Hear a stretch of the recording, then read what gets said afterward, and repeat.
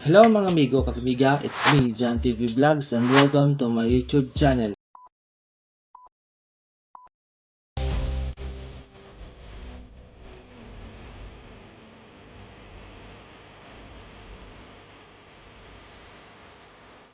Ang video na to ay part 2 ng ating AutoCAD series na pinamagatang paano gumawa ng floor plan sa AutoCAD part 2. Ang topic natin ngayon ay walls tsaka columns. At sa last part ng video na ito ay ituturo ko sa inyo kung paano gumawa ng grid lines na ilalagay rin natin sa ating floor plan. At kung bago ka pa lang sa channel ko, huwag mo nang kalimutan mag-like, comment, share, and subscribe at i-hit yung notification bell para updated ka sa mga video na gagawin ko. Tara, simulan na natin.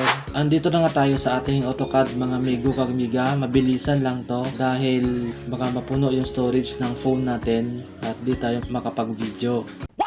Ang gagawin natin ngayon ay lalagyan natin ng walls, tsaka columns at grid lines. So, i-highlight ko muna itong lines. Gawin natin polyline. Type J for join.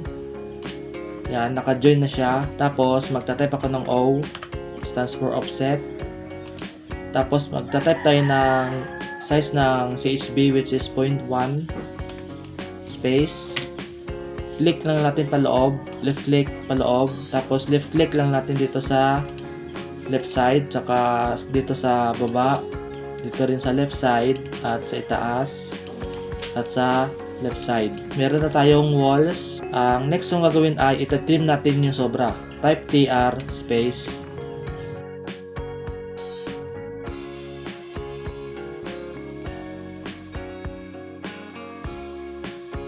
Ang susunod natin gagawin ay column.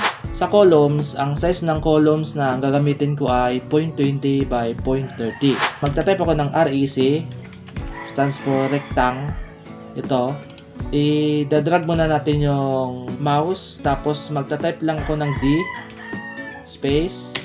Tapos i-type natin yung size ng column which is 0.2 by 0.3. Left click at escape. Yan, meron na tayong column. Kapihin lang natin to mga amigo kagmiga. Click lang ako dito sa corner left ng column, tapos i-paste natin dito sa corner ng wall. Tapos kapihin lang ulit natin to.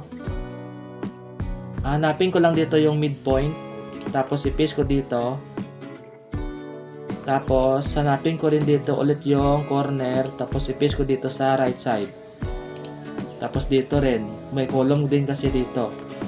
So ngayon, i-highlight ko lang tong column. Tapos kapihin ko lang to.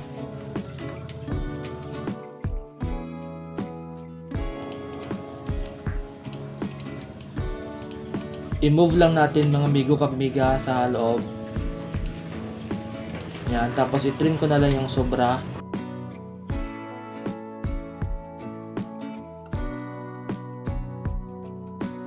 Mag-copy lang tayo dito ng column.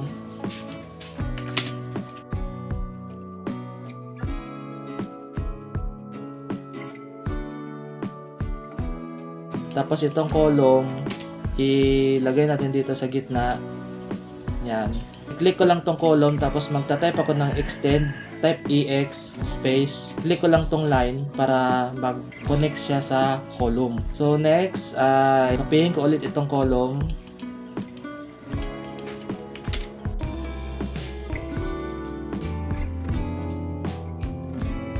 Kapihin rin ulit natin tong column.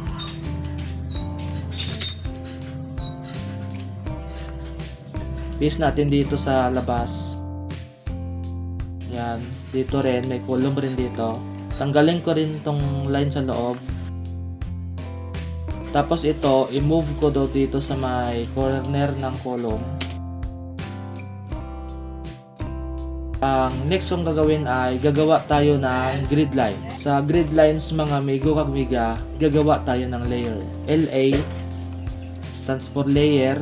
So kung napansin nyo mga amigo kagmiga, wala pang laman yung layer natin, yung layer properties. Ang shortcut ng new layer ay Alt-N. Yan. I-rename lang natin to mga amigo kagmiga. Ang ipapangalan ko dito ay grid line. Yan.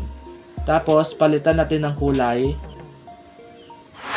Kayo na bahala mga amigo kung anong gusto nyong kulay. Nasa sa inyo naman yan kung anong gusto nyong kulay. Ang gusto kong kulay dito ay ito. Click OK. Proceed tayo dito sa line type.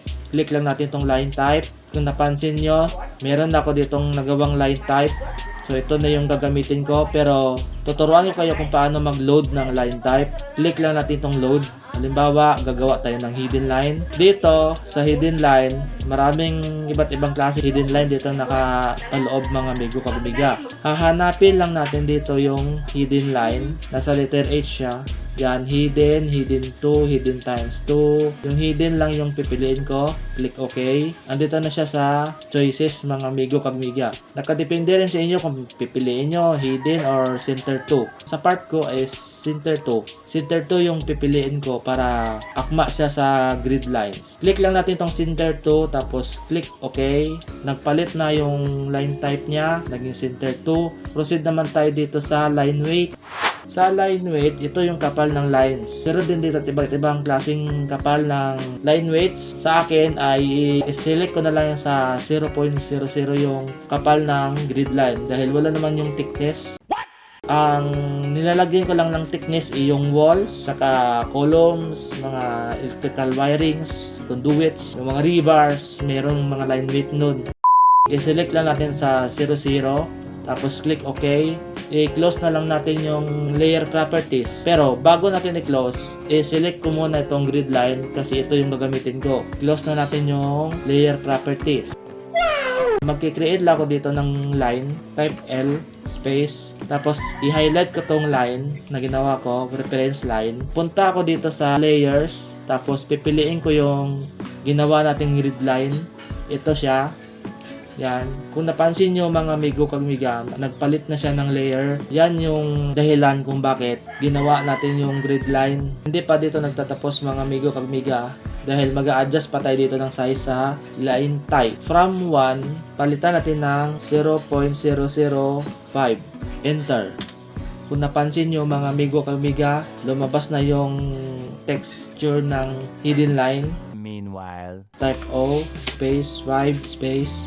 Left click lang natin palabas. I-explode lang natin mga amigo kagbiga. Type X, space. Tapos magki-create lang ako dito ng X line. Type XL, space. Left click pa itaas. Left click ulit, space. Tapos, iti-trim lang natin yung sobra. Tapos, i-match prop lang natin to gamit yung ginawa nating grid line. Tapos, kapihin ko lang yung grid line. a few inches later. Ganun din dito, magki-create din ako ng line ng horizontal. Tapos ititrim ko na lang yung sobra.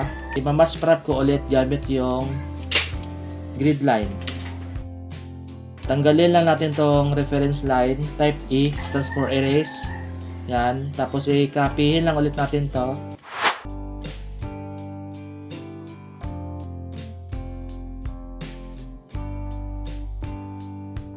Tapos tanggalin ko tong lines.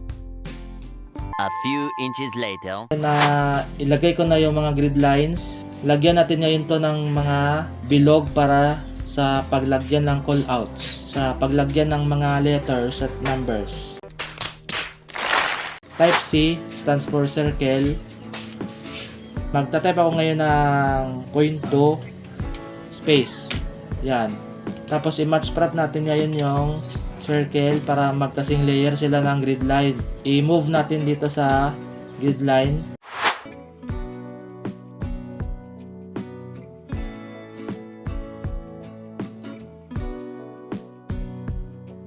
Diyan mga amigo kagmiga, natapos na natin yung topic natin ngayon, which is yung walls, tsaka columns, at nilagyan na rin natin ng grid lines. Meanwhile, Bago tayo mag-end, ay magsa-shoutout muna tayo. I-shoutout ko pala yung pinsan ko na si Aisa. Pinsan, kamusta? Maraming salamat sa request mo. Para sa'yo yung video na to, kasi bahay mo to eh.